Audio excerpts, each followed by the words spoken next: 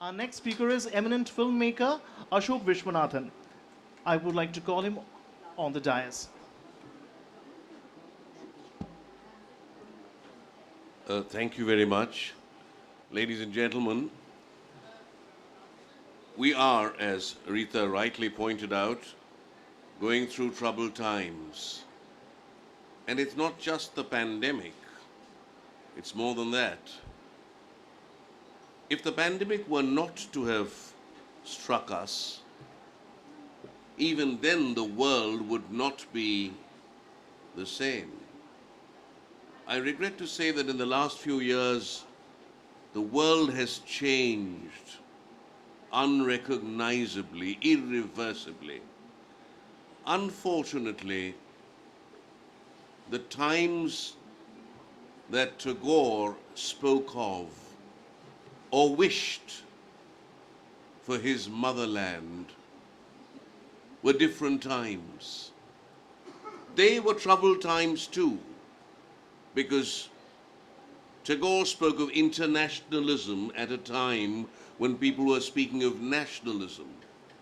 If you look at his Hibbert lectures, you will find that he is someone who believes in universalism, something which I think the politicians of today should learn from. Unfortunately, we are caught up in our little worlds, small men, and we're vying with each other. Somebody said here, I think it was Debarati, that we have the crab mentality. It's more than that. It's not just the crab mentality. If the mic is here and I'm speaking, person B will come here to take that mic. If there is power, you like to be close to power. You even do about turns to come to power. That's what the world we are in, What we use, what you may call a big word, and I'm not Shashi Tharoor, tergiversation, moving from one side to the other like a pendulum. Now, as an aside, I'd say that, well, yes, Shashi Tharoor does use the rather big word from time to time, He used the word epicaricacy when people were talking about Shah Rukh's son, deriving vicarious pleasure. One thing that Tharoor will never suffer from is a disease called hippopotamonstrosesquidellophobia, fear of big words.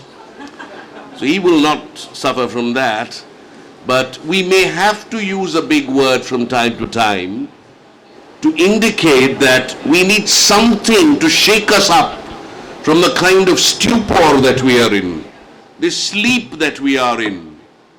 We have become Rip Van Winkles, and we need to shake ourselves up so that we can protest against the winkle twinkles of this world.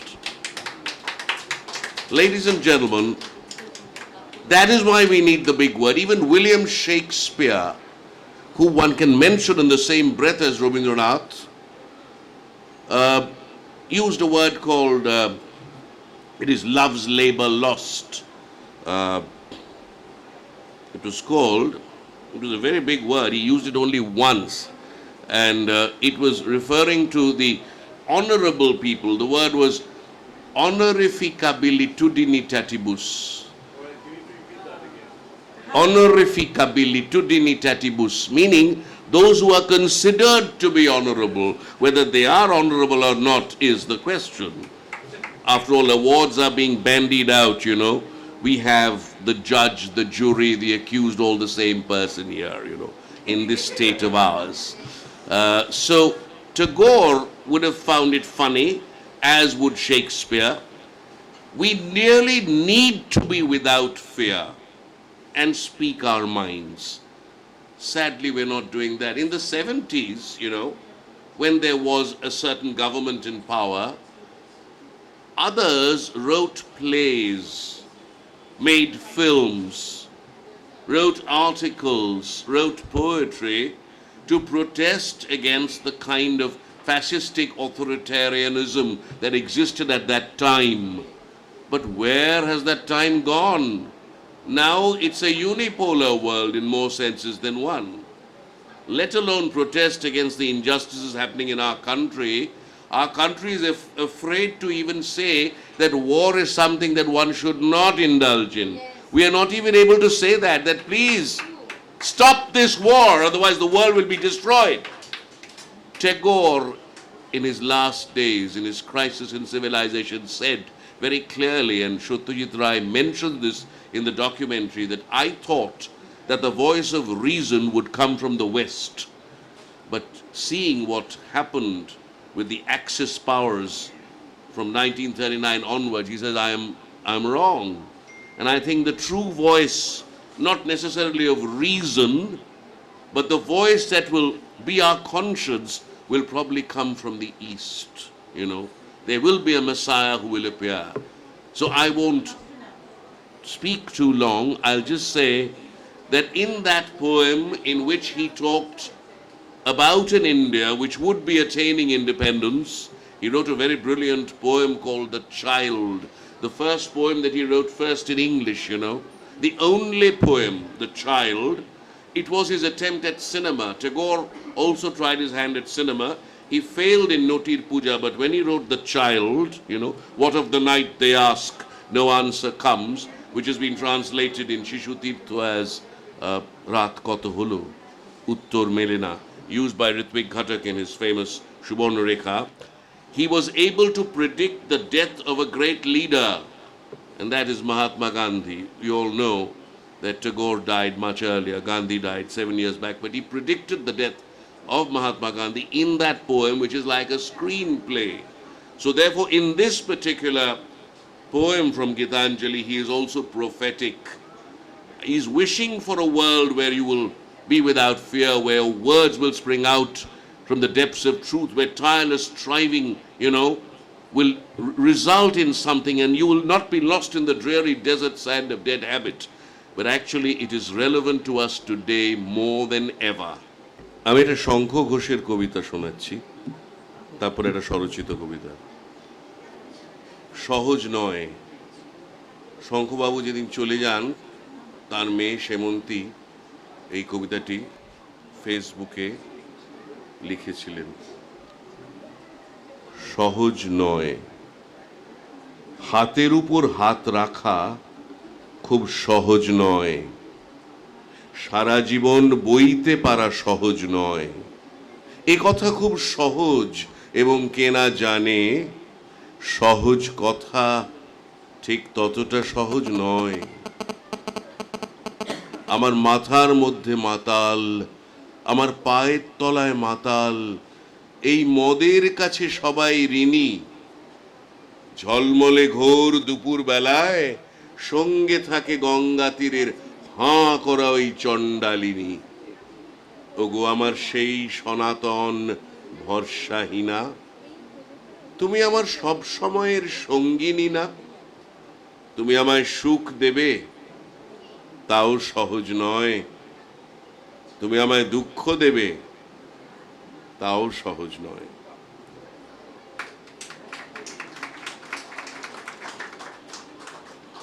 একটা ছোট্ট কবিতা আবার নিজের করে শেষ করে দেবো।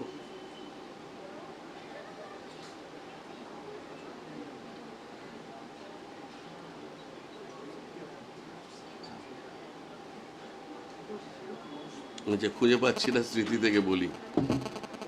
Joie, forgive me, I'm going to repeat one of the poems you've already heard. All right. This is called The Seer, the sage, the seer who sees. Walking down Park Street on my way to our college, I saw, sitting in the corner, as if to sit were his sole privilege, an old man. His clothes were not disheveled, his clothes were not torn, his hair was not disheveled. No, this was no ordinary man, because when he looked, he didn't just look, he saw. It was getting late. Class was about to begin. I had no time to waste. In fact, I had to run. But all the while during my race, I could see his face. It was the face of no ordinary man, because when he looked, he didn't just look, he saw. Class. Mathematics honors, integration by parts. Naresh, would-be Bachelor of Arts, throwing darts at the professor, none other than his oppressor. But my mind is far away in that semi-remote corner of Park Street where sat the seer. 5:35, return journey, semi-remote corner. He's still there with eyes alive. He speaks. His voice is thin, and when he speaks, it breaks. You look different, son. I suppose you like fun, as would any other. You love to think far. One piece of advice: don't think too far. He pauses. Then he speaks again, roused. I said you looked different. Actually, that's not entirely true. Yours was the only footstep that stopped. All others dashed through. My advice to you remains, though I can't see, you see, he remains the seer.